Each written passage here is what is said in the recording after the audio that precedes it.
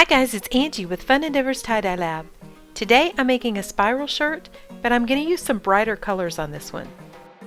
I've turned my shirt inside out and it's already been soaked in soda ash, wrung out, and so it's just barely damp. I'm going to use a fork and start a spiral in the lower left-hand portion of my shirt. Now because my shirt is turned inside out, when I'm finished with my shirt and turn it the right way, the spiral will be in the lower right-hand portion of my shirt.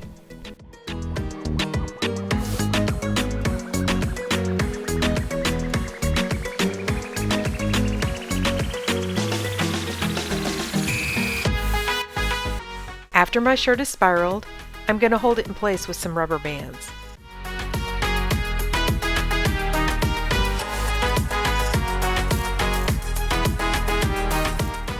I remember seeing a graphic from Dharma one time about colors in their lineup that are kind of considered a neon color palette.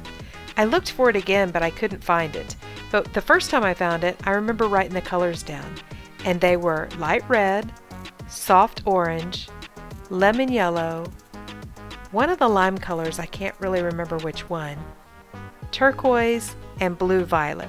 So that's what I'm going to try on this shirt. I'm going to use those colors, but in place of the Dharma lime, I have some lime twist that I just got in from Custom Colors. I'm going to try that and see how that works.